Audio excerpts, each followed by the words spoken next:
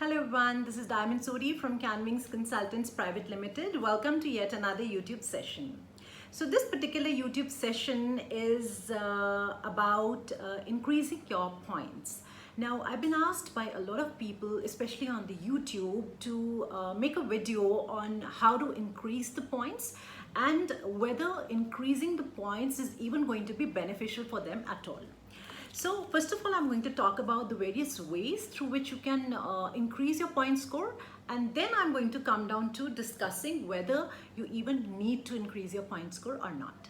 So first of all, some of the areas where you can get additional points is one, as you must be aware, is the NATI test. So that test can fetch you 5 additional points provided you clear that test.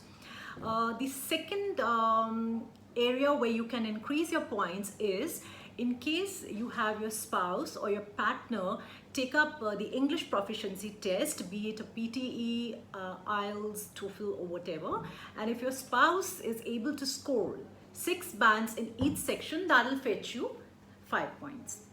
And in case you have your partner also clear get a positive skills assessment, that fetches you another 5 points. So technically speaking, for a single person, obviously a single person has an advantage over a married person in the sense that a single person is automatically allocated 10 points for being single.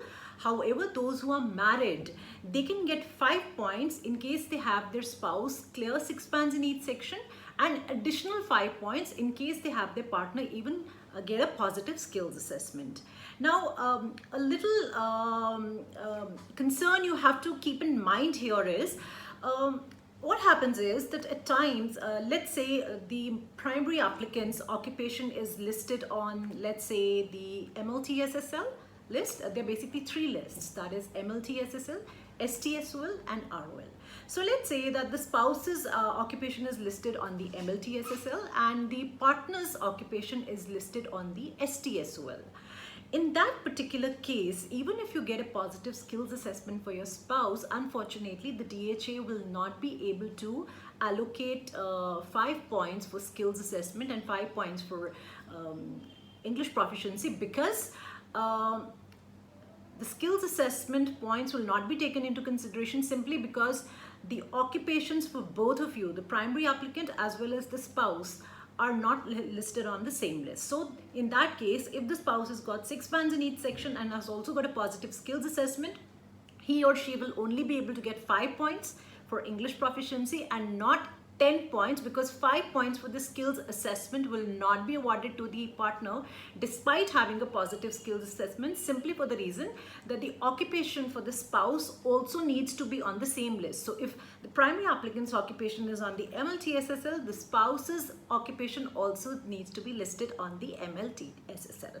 So that's very very important. And here I'd also like to give out a little word of caution. I've seen people kind of trying to fit a square peg in a round hole. So they try to nominate an occupation for their spouse which is on the same list as theirs. I do not somehow think that to be a very wise thing to do, because if you're just trying to nominate an occupation for the sake of having your spouse's occupation on the same list, obviously he or she will end up getting a negative assessment. And in addition to that, even if the person does manage to get a positive assessment, please understand the DHA, even the VERICES or the assessment bodies for that matter, will be taking up their own investigations into your claims of employment, and it will be very clearly established that there's some sort of tweaking in your role. So I really don't expect you, I don't advise you to do that at all, just for the sake of fetching additional 5 points. And of course, a very traditional way of increasing your point score is by scoring a higher score on your English proficiency test. 7 in each will get you 10 points, 8 across each or its equivalent in PTE will fetch you 20 points, and so on.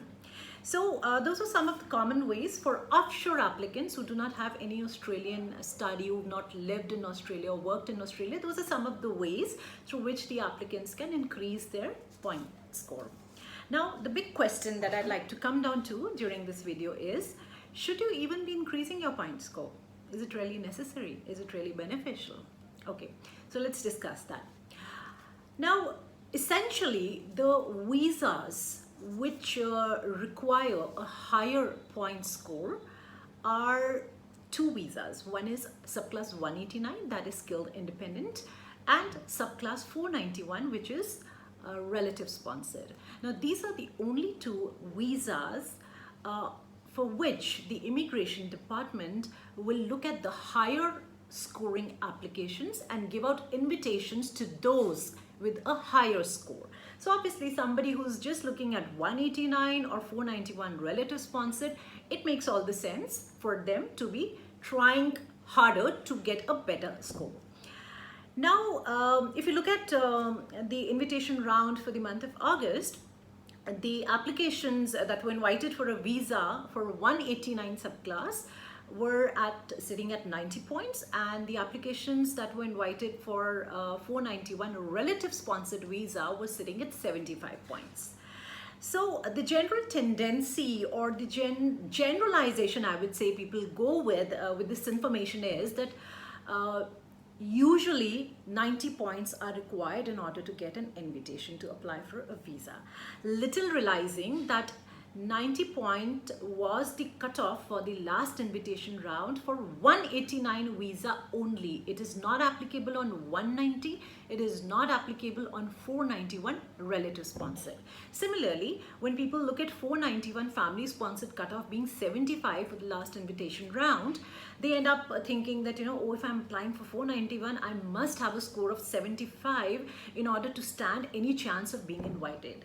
So please understand that is not so, because we are talking about 491 relative sponsored and not state sponsored. Now, a very interesting thing I'd like to share with you here is, when we're talking about a 491 relative sponsored visa, it is essential. I mean, let's say you have a relative living in Australia. The two primary conditions that you need to meet in order to have your relative sponsor you for a 491 under the family sponsored category.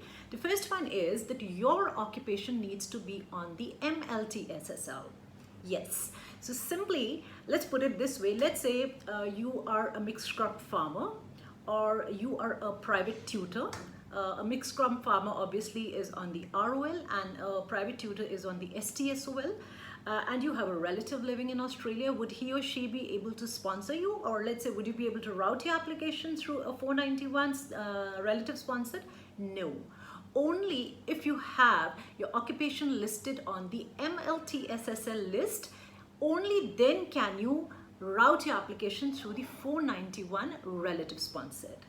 And when we talk about an eligible relative who's eligible to sponsor you, please be mindful that the relative in Australia needs to be living in the designated area.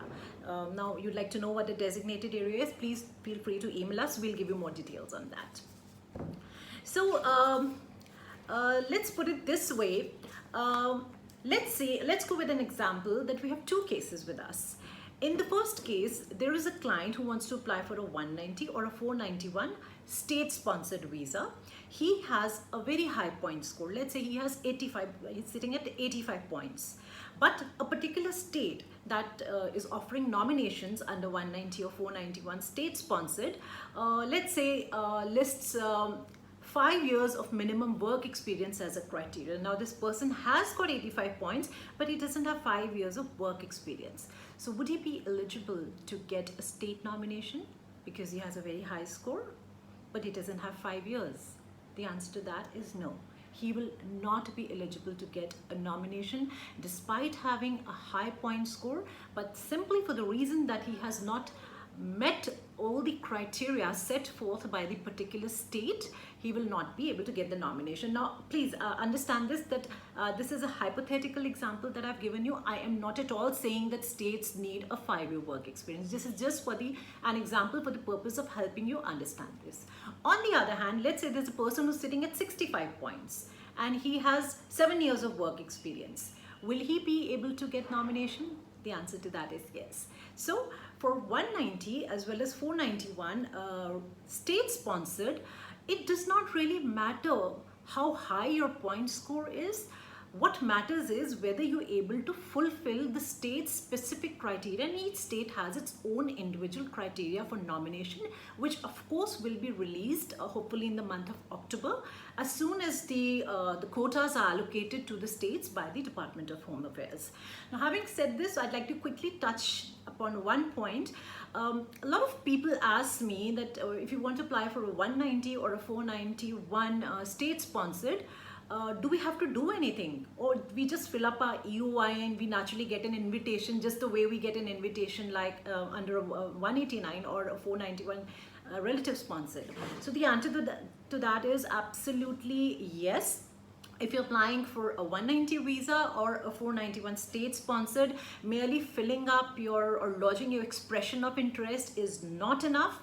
You need to be very proactively researching the states that are going to be offering nominations. You need to review their individual criteria and match it with your skill set and see which state's criteria are you able to fulfill. Whichever state you feel you're fulfilling the criteria for, you have to go ahead and lodge an application for a nomination. In addition to having lodged your expression of interest, you have to proactively go ahead and lodge an application for a 190 nomination or a 491 state nominated state nomination.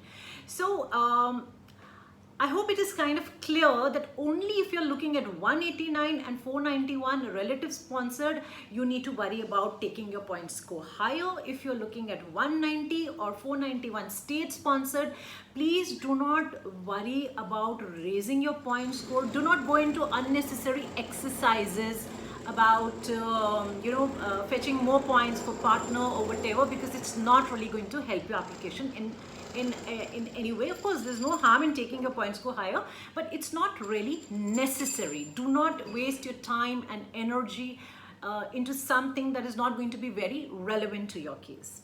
So I end the video here with this piece of information.